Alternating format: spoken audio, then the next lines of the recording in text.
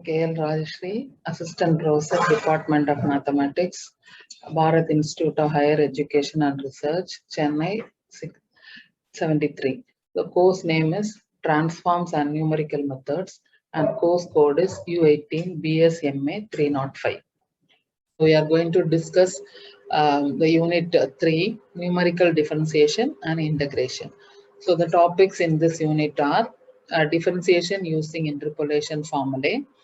The next is numerical integration. In that you have trapezoidal rule, Simpson's 1/3 rule, Simpson's 3/8 rule, Romberg's method. Then you have 2 and 3-point Gaussian quadrature formulae. Then you have the topic double integration. There you have trapezoidal rule as well as Simpson's rule. So next topic we are going to discuss is numerical differentiation. So what is numerical differentiation? Numerical procedures differ from the analytical methods of calculus in that it can be applied to functions known only as a table of values as well as to a function stated explicitly. So numerical procedure differ from analytical methods. So in that it can be applied only the table values or as well as to a function stated explicitly. The functions should be stated explicitly.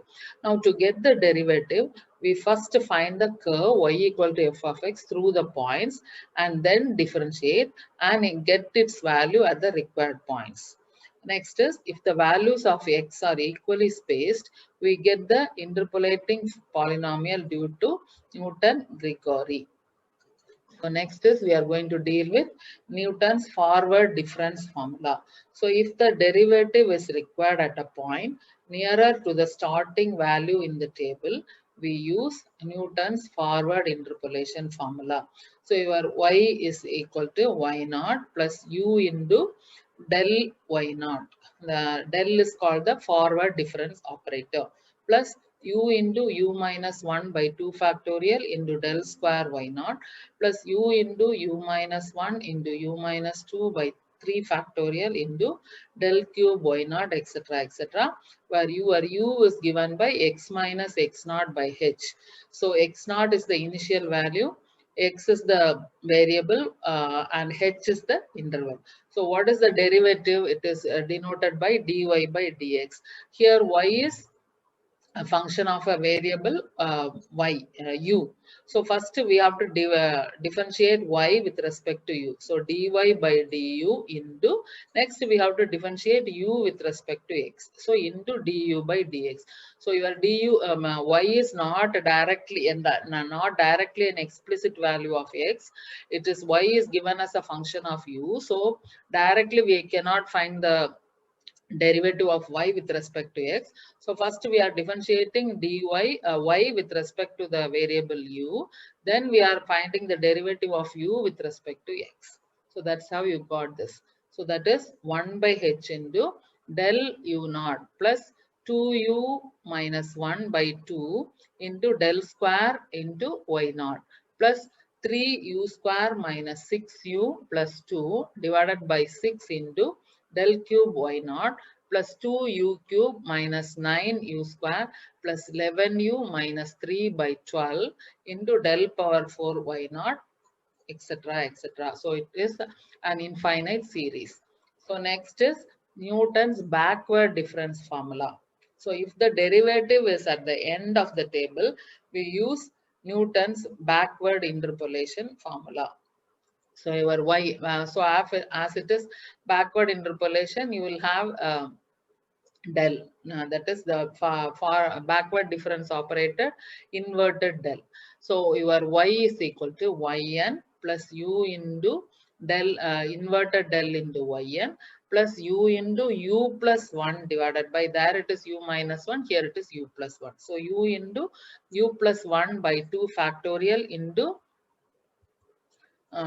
del square yn plus u into u plus 1 into u plus 2 by 3 factorial into del cube, inverted del cube yn, etc., etc., where your u is equal to x minus xn by h. Previous thing, it is x minus x naught by h.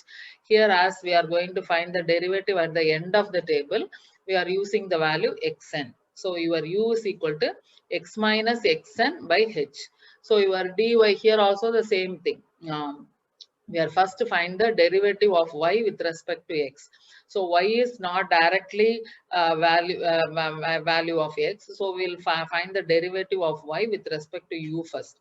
So dy by du into du by dx. So here the derivative is given by, that is equal to 1 by h into inverted del yn plus 2u plus 1 by 2 into inverted del square yn plus 3u square plus 6u u plus 2 divided by 6 into inverted del cube yn plus 2u cube plus 9u square plus 11u plus 3 divided by 12 into inverted del power 4 yn, etc., etc. It is an infinite series.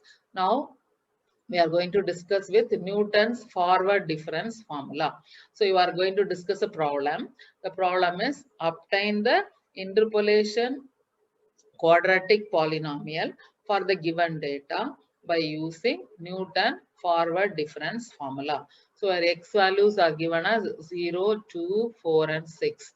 Your y values are given as -3, 5, 21 and 45. So we are going to form the difference table. So we'll write x values first as the first column, y values, that is f of x, as the second column, the first derivative del y as the third column, the second derivative del square y as the fourth column, and the third derivative del cube y as the fifth column. So first we are writing the values of x given as 0, 2, 4 and 6. Next we are writing the values of y as -3, 5, 21 and 45. So like we have discussed in the previous unit, we are going to find the derivative first derivative del y. So from 5 we have to subtract -3. So 5 minus of -3. So that will become 5 plus 3, that is equal to 8. Then you will have 21 minus 5, that will give you 16. Then you have to find out 45 minus 21, that will be 24. So you have got the first derivative as the third column, 8, 16 and 24. Next we are going to find the second derivative, that is del square y. So that is 16 minus 8, that will give you 8. Similarly, 24 minus 16, that will give you 8. So you got the second derivative, that is del square y. Both are 8 and 8. So the third derivative, 8 minus 8, will become 0. That's how you form the difference table. So we are going to use Newton's difference formula, forward interpolation. So Newton's forward interpolation formula is y is equal to y naught plus u into the forward difference operator del y naught plus u into u minus 1 by 2 factorial into forward difference operator, that is del square y naught plus u into u minus 1 into u minus 2 by 3 factorial into del cube y naught, etc., etc. So your u is given by x minus x naught by h. So the initial value x naught is given as 0. So the initial value is 0. So you will have your x naught as 0 and the interval is 0, 2, 4 and 6. So from between two intervals, that is 2 minus 0 is also 2, 4 minus 2 is also 2, 6 minus 4 is also 2. So the interval is 2. So you will be getting u is equal to x minus x naught by h, that is x minus 0 by 2, which is equal to x by 2. So your y is equal to, what is the value of y naught? Y naught is -3. So -3 plus what is your u? It is x by 2. So x by 2 into what is your del y naught? It is the first value 8. So x by 2 into 8 plus u into u minus 1. So you'll be getting x by 2 into x by 2 minus 1 divided by 2 factorial into your del square y, that is also 8. So into 8 plus third derivative vanishes, so it will become 0. So minus 3 plus x by 2 into 8. So 2 and 8 get cancelled, you will get 4. So 4 into x, it is x. So x by 2 into x by 2 minus 1 divided by 2 factorial. So 2 factorial is 1 into 2, that is 2. 2 and 8 get cancelled, so you'll be getting 4. So x by 2 into x by 2 minus 1, if you simplify, you will get x into x minus 2. So you'll be getting y is equal to minus 3 plus 4x plus x into x will become x square. X into minus 2 will become minus 2x. So if you simplify, you'll be getting x square plus 4x minus 2x will become plus 2x minus 3. So you will get a quadratic polynomial, that is y is equal to x square plus 2x minus 3. So using Newton's forward difference formula, you have find the y as a quadratic polynomial. So based on this, we are given two problems. Find a polynomial of degree 2 for the data by Newton's forward difference formula. So your values of x are 0, 1, 2, 3, 4, 5, 6, and 7, and the y values are 1, 2, 4, 7, 11, 16, 22, and 29. Next question is, from the following data, estimate the number of persons earning weekly wages between 60 and 70 rupees. So wages, it is given below 40. It is a number of persons is 250. 40 to 60, it is 120. 60 to 80, it is 100. 80 to 100, it is 70. And 100 to 120, it is 50. So as they have given as an interval, you can divide it as 40 plus 60 will give you 100. So 100, if you take the average, it will be below 50. Next, 60 plus 80, it will give you 140. So 140 by 2, you can take it as 70. Similarly, 100 plus 80 will give you 180. So 180 by 2 will give you 90. Like that, you can proceed, and you can use the forward interpolation formula to find the number of persons earning wages between 60 and 70. Next topic is interpolation. So interpolation, you have the introduction like this. The estimation of values between well-known discrete points are called interpolation. So if the estimation of values are between well-known discrete means different points, then it is called the interpolation. So interpolation is the process of finding the most appropriate estimate for the missing data. So for the missing data, interpolation process is a process we are using. So for making the most probable estimate, it requires the following assumption. So for doing the interpolation, we are assuming two things. The assumptions are given here. The frequency distribution is normal and is not marked by sudden ups and downs. The frequency should be distributed normally, and it should be taken care that there should not be sudden ups or not sudden downs. And next assumption is the changes in the series are uniform within a period. So after a particular period, the changes should be in the series should be uniform. So we are taking it for a particular period. In the period, the changes in the series will be uniform. Within the period, the changes should not be sudden, or it should not be non-uniform. So these are the two assumptions for doing interpolation. Next is, what is the difference between interpolation and extrapolation? So it can be asked as a 2-mark question. Define interpolation and extrapolation. So the process of finding or computing the value of a function inside the given range is called interpolation. So if you are computing the value within the given range, then it is called the interpolation.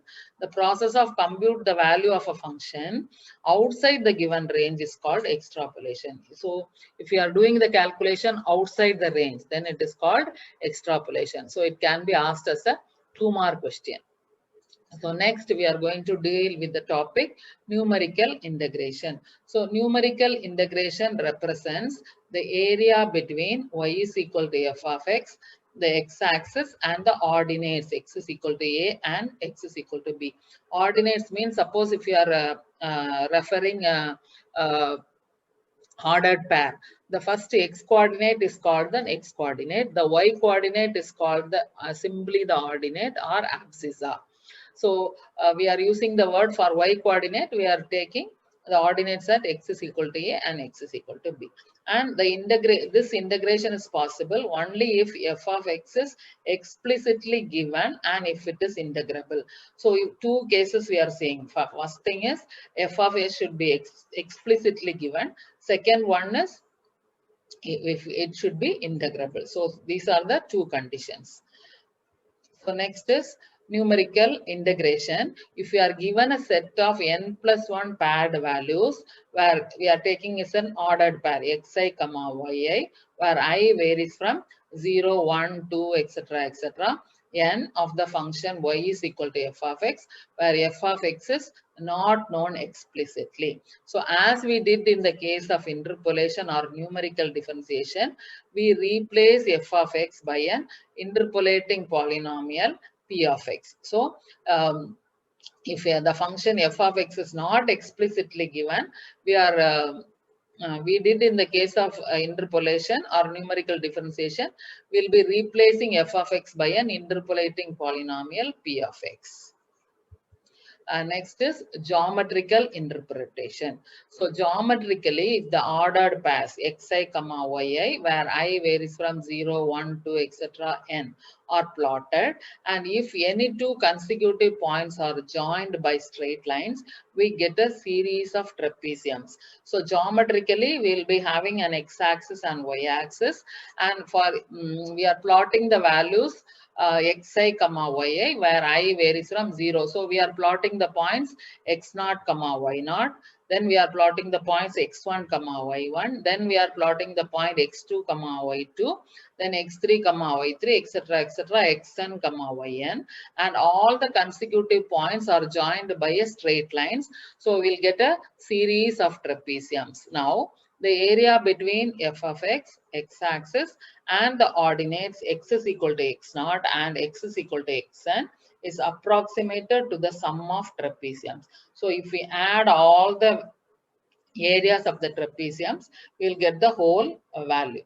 So in numerical integrations, first we are going to see Simpson's rule. So in that, Simpson's 1/3 rule. So put n equal to 2 in Newton's force formula, we get trapezoidal rule.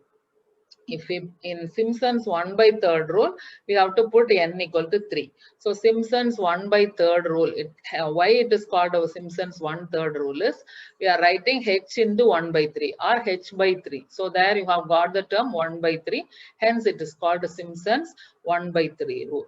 So Simpson's 1/3 rule is h by 3 into sum of the first and the last ordinates plus 4 into sum of the remaining even ordinates plus 2 into sum of the remaining odd ordinates. Now next is Simpson's 3/8 rule.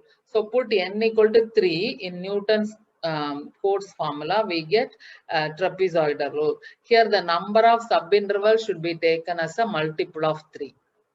In Simpson's 3/8 rule, why it is called 3/8 rule is we are multiplying by 3/8. So it is given by 3h/8 into sum of the first and the last ordinates plus 3 into sum of the ordinates other than multiples of 3 plus 2 into sum of the remaining ordinates. So in Simpson's 3/8 rule, the number of subintervals should be taken as multiple of 3. Put n equal to 3 in Newton Cotes formula, we will get the trapezoidals rule. Then we will get the Simpson's 3/8 rule, where the 3/8 rule is given by 3h/8 into sum of the first and the last ordinates plus 3 into sum of the ordinates other than the multiples of 3. That means we have to leave For example, F3 we can leave because F3 is a multiple of 3.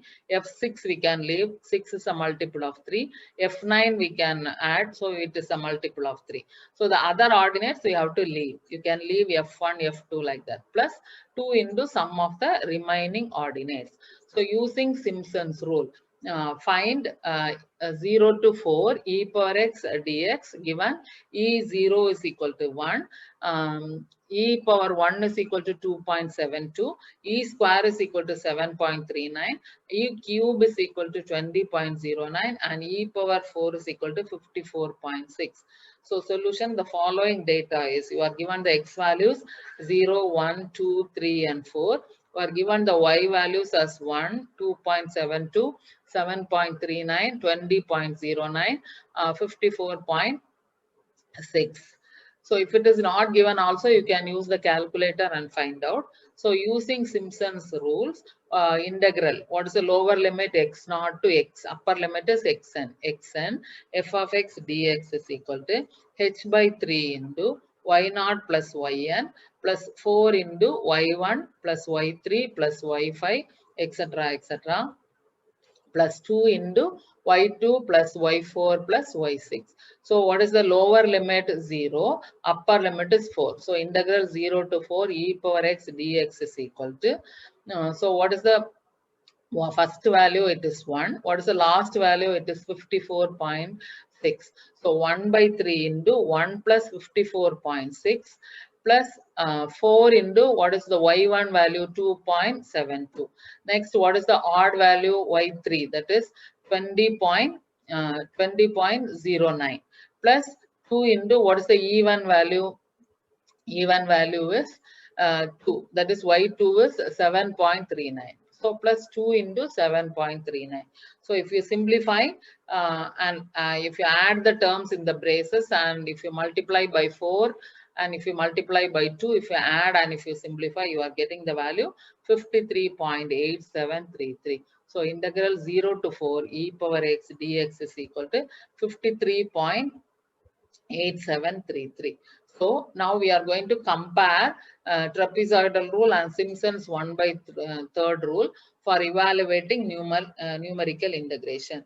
So in Newton-Cotes quadrature formula, if we put n equal to 1, we get trapezoidal rule, whereas if we put n equal to 2, we get Simpson's 1 by 3rd rule. In trapezoidal rule, the interpolating polynomial is linear, whereas in Simpson's 1 by 3rd rule, the interpolating polynomial is of degree 2. Next, in trapezoidal rule, there is no restrictions on the number of intervals, whereas in Simpson's 1 by 3rd rule, the number of intervals should be even. Next, using Simpson's rule, you are asked to evaluate these things. Compute integral 4 to 5.2 log x dx using Simpson's 1 by 3rd rule and 3 by 8 rule. Next is evaluate integral minus 3 to 3 x power 4 dx using Simpson's rule. Verify your results by actual integration. So actual integration also you can do. If you do x power 4 dx, you will get x power 5 to 5, and you can use the upper limit as 3, lower limit as minus 3. You can compare your results after doing actual integration. Next, we are going to compare the trapezoidal rule, Simpson's rule, and Simpson's 1 by 3rd rule and 3 by 8 rule. So we are having 4 columns. First one is the rule, second one is the degree of y of x, next is the number of intervals, and what about the order. So in trapezoidal rule, the degree of y of x is 1 and the number of intervals can be any and the order will be h square. In Simpson's 1 by 3rd rule, the degree of y of x should be 2 and the number of intervals should be even and the order is h power 4, where h is the interval. And Simpson's 3 by 8 rule, the degree of y of x should be 3 and number of intervals should be multiple of 3. So this is how we compare trapezoidal rule, Simpson's 1 by 3rd rule and Simpson's 3 by 8 rule. Next is Gaussian quadrature formulae. A formula with 3 parameters corresponds to a polynomial of the second degree, one less than the number of parameters. Gauss he is a mathematician. He noted that if we remove the requirement that the function be evaluates at predetermined x values. Next, a 3-term formula will contain 6 parameters and should correspond to an interpolating polynomial of degree 5. So formulae based on this principle are called Gaussian quadrature formulae. So Gaussian two-point formula. So we will determine the parameters in the simple case of a two-term formula containing 4 unknown parameters. That is, integral a to b f of x dx will become integral -1 to 1 f of t dt, where integral f of t dt is equal to a into f of t plus b into f of t. We use a symmetrical interval of integration to simplify the arithmetic and call the variable as t. So this formula is to be valid for any polynomial of degree 3. So next is Gaussian three-point formula.